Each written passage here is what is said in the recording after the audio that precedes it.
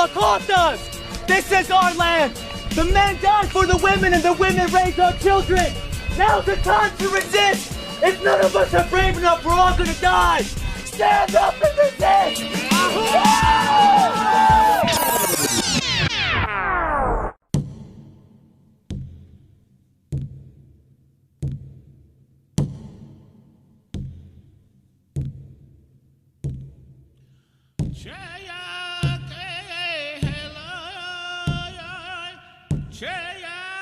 Hale boki he on lapi. Oyate le nach peke le na onke apie na le makhochum ki peke le na onke chipi. Dago onke peke le na hekta ke Lakota ki onke chipi chawo ki he onichilape. We are the matriarchal Tichuan Lakota Oyate of the Oshedi Shakoan, an indigenous First Nation people of Turtle Island, the continent known as North America. In togetherness with our buffalo relatives, the Tatanka Oyate, we once roamed freely across the vast prairies and hills of the northern Great Plains, until the occupation of these lands by the expanding United States Empire. Born over thousands of years, our sacred way of life taught us to live, love, and thrive, qualities that endure in our survival today. As we move beyond 7 generations in our unyielding struggle to resist genocide, our matriarchal grandmothers are taking back their strength once again. In togetherness with Lakota warriors and people, we speak out for accountability and change to end the atrocities that keep us from healing our nation. Only by understanding our story can our people live free once again. To our relatives from the 4 directions, we ask you to listen not only with your ears, but with your hearts. From the Pine Ridge Indian Reservation in the place you know as South Dakota, this is our story.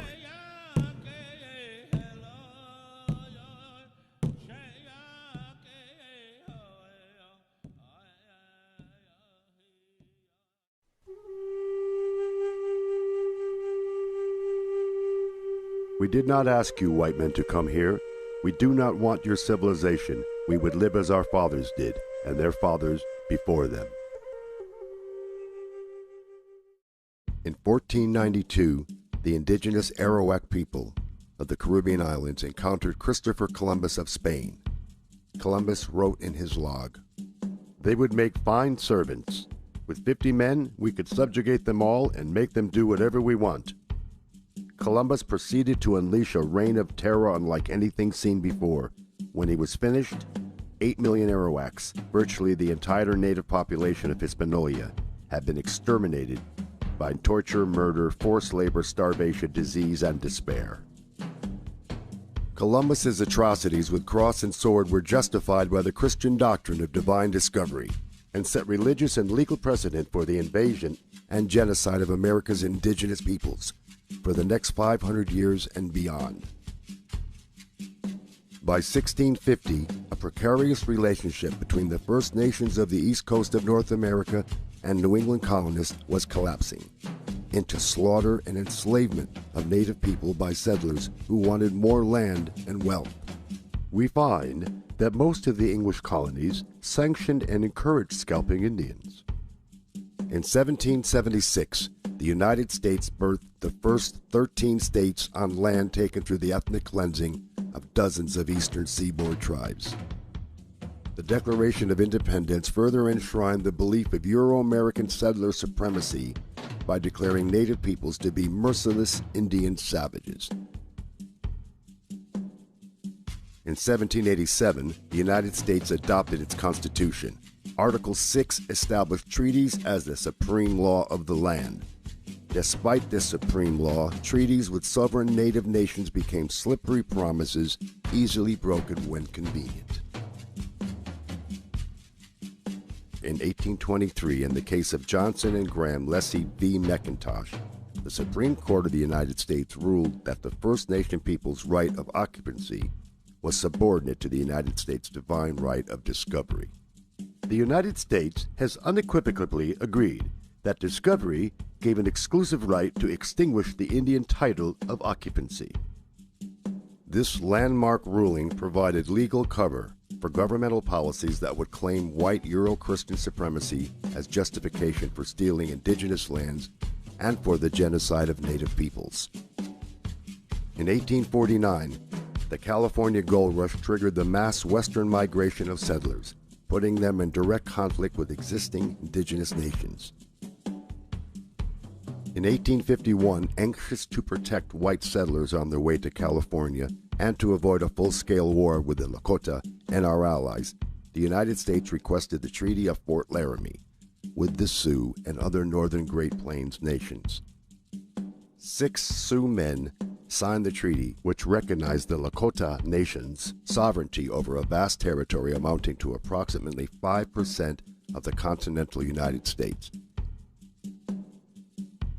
With the end of the Civil War in 1865, the United States sent its war-hardened soldiers on a crusade to settle the West.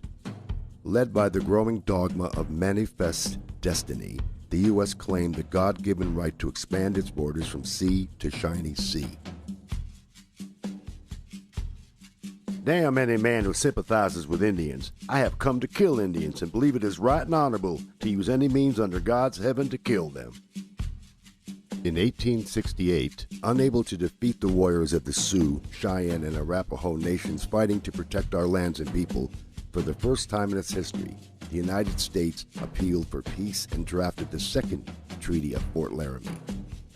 The treaty established the Great Sioux Reservation, including the Black Hills, and unceded Indian Territory, to be set apart for the absolute and undisturbed use and occupation of the Indians, and that no white person or persons shall be permitted to settle upon or occupy any portion of the Indian Territory. Unable to defeat our free Lakota people with military might, the U.S. government increased the use of deceptive practices to subvert our matriarchal system and to create the appearance of agreement when our lands and rights were stolen. It is my purpose to utterly exterminate the Sioux. They are to be treated as maniacs or wild beasts, and by no means as people with whom treaties or compromise can be made. Just 3 years later, in 1871, the U.S. government ceased to recognize Indian nations as sovereign and independent with the passage of the Indian Appropriation Act. This legislation legalized the theft of our treaty-protected lands and further threatened our way of life with our buffalo relatives. The civilization of the Indians is impossible while the buffalo remain upon the plains. The mass slaughter of our buffalo relatives, the Tatanka Oyate, lasted from 1871 until 1910. In just the first 7 years, buffalo hunters decimated the great herds of buffalo nearly to extinction. The U.S. Army encouraged the slaughter by providing free ammunition and supplies.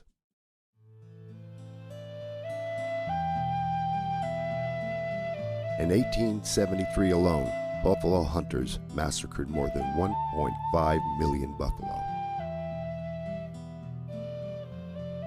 As planned, our people became increasingly dependent on the U.S. government for even the most basic of human needs, like food, clothing, and shelter. In 1874, after illegally trespassing on Lakota territory, General George Custer publicly announced the discovery of gold in the Pahasapa, the Black Hills. As intended, the announcement unleashed a flood of miners and prospectors into the Great Sioux Reservation in violation of the 1868 treaty. In 1875, the U.S. demanded we sell the entire Black Hills region. We refused. The U.S. declared this an act of war and launched a massive invasion of our lands to annihilate our people. Nothing short of their annihilation will get the Black Hills from them. On the 25th of June, 1876, in the Battle of the Greasy Grass, or Little Bighorn, the Sioux Nation, along with our Cheyenne and Arapaho relatives, won a great victory over General Custer and the elite 7th Cavalry. On that day, we defeated the might of the U.S. Army and took their flag. Seeking revenge for their defeat, the U.S. Army directed Colonel Ranald Mackenzie to unleash total war.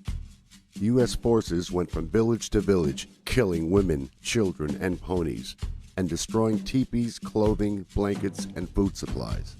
The U.S. then launched a sell or starve policy and withheld rations to coerce our people to sell the Black Hills and to relinquish our sovereign rights. These inhuman atrocities forced the surrender of many Lakota people to the U.S. agencies by spring of 1877. Despite being on the brink of starvation, few of our people signed the agreement to cede the Black Hills.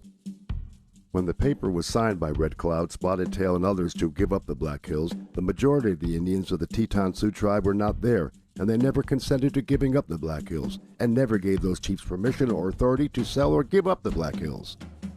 Unable to obtain the required 3/4 consent, the U.S. seized the Black Hills with an act of Congress, in violation of the 1868 Treaty of Fort Laramie. Incensed by the illegal seizure, negotiator for the U.S. Henry Benjamin Whipple wrote, "I know of no other instance in history where a great nation has so shamefully violated its oath. Our country must forever bear the disgrace and suffer the retribution of its wrongdoings. Our children's children will tell the sad story in hushed tones and wonder how their fathers dared so to trample on justice and trifle with God." After breaking treaties, seizing native lands, and destroying our system of life, the U.S. government introduced another element of the genocide of Turtle Island's indigenous people: assimilation.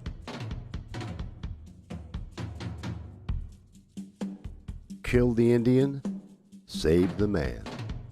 In the 1880s, the U.S. government joined forces with Christian and Catholic missionaries to steal native children, as young as 2 years old, from their families, ship them to schools far away, burn their clothes, and cut their hair, deprive them of loving family contact for years, and use mental and physical abuse to force their assimilation into American society and the Christian religion. There are but two goals for the Indians: civilization or annihilation. In 1883, the U.S. created the Code of Indian Offenses to criminalize our culture and spiritual practices such as the Sundance, the giveaway, gifts for the bride, feasts, and medicine men. Punishments included fines, hard labor, imprisonment, and withheld rations. In 1885, the U.S. Congress continued its assault on tribal sovereignty by passing the Major Crimes Act, which unilaterally extended U.S. jurisdiction over major crimes into sovereign Lakota territory.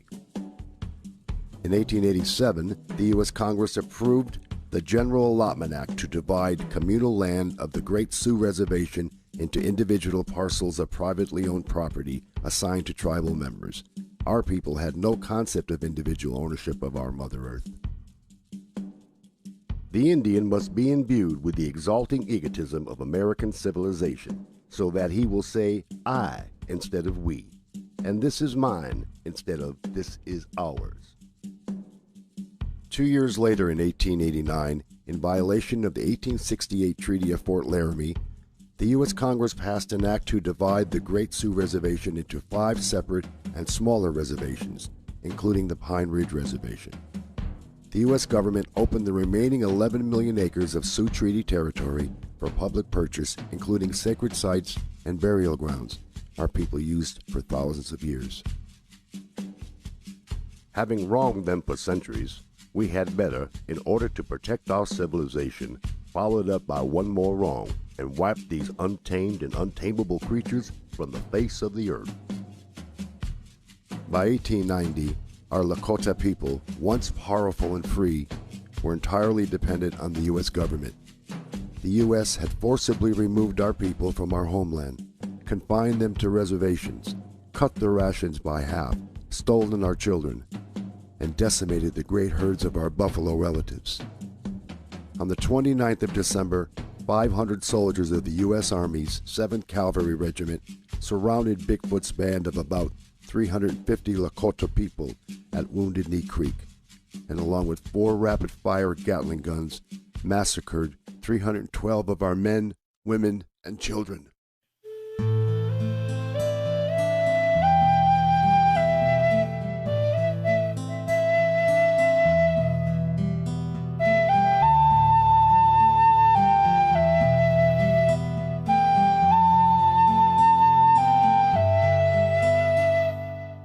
Our people know Wounded Knee as a massacre.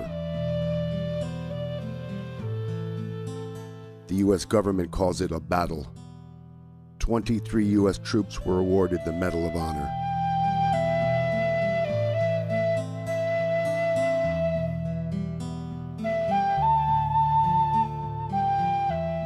Something else died here in the bloody mud and was buried in the blizzard.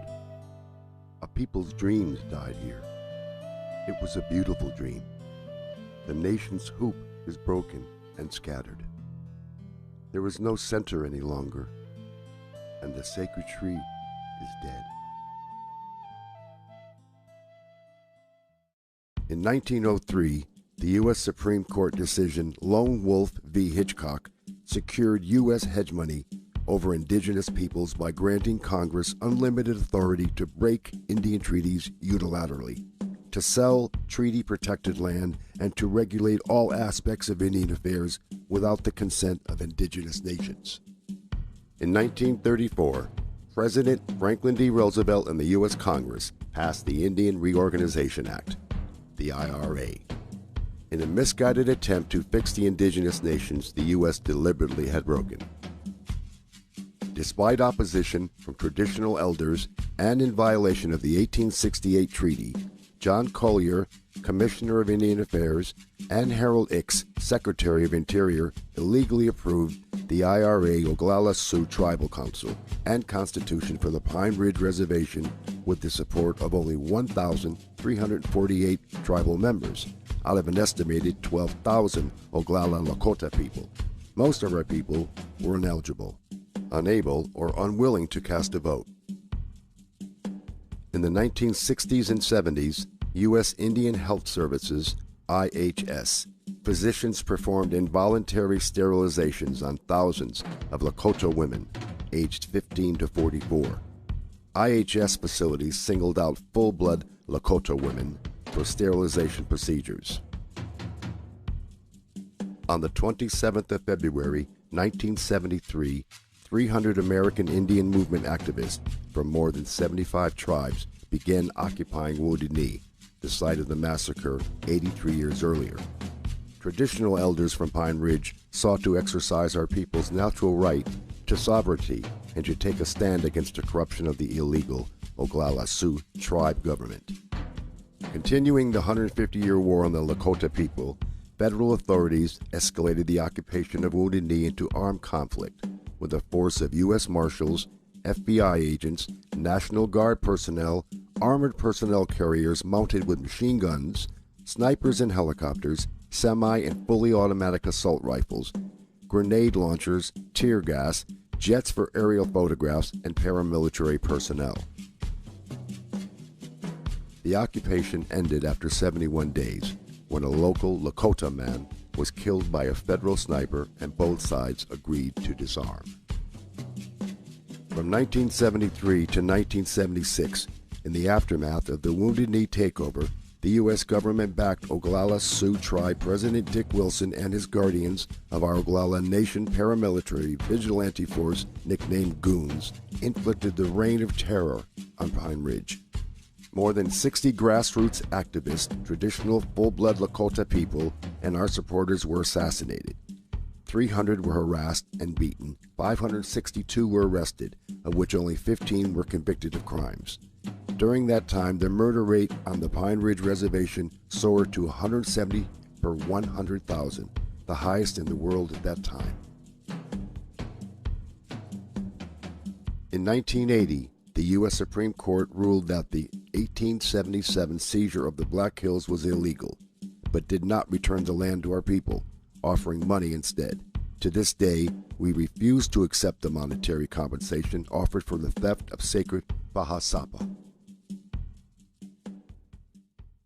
In 2000, At a ceremony acknowledging the 175th anniversary of the Bureau of Indian Affairs, Assistant Secretary of the BIA, Kevin Gover, admitted, "From the very beginning, the Office of Indian Affairs was an instrument by which the United States enforced its ambition against the Indian nations and the Indian people who stood in its path. It must be acknowledged that the deliberate spread of disease, the decimation of the mighty bison herds, the use of the poison alcohol to destroy mind and body, and the cowardly killing of women and children made for tragedy on a scale so ghastly that it cannot be dismissed as merely the inevitable consequence of the clash of competing ways of life." Though he described the multitude of ways the U.S. government has devastated indigenous peoples and nations, he failed to admit the truth. Genocidal warfare continues today.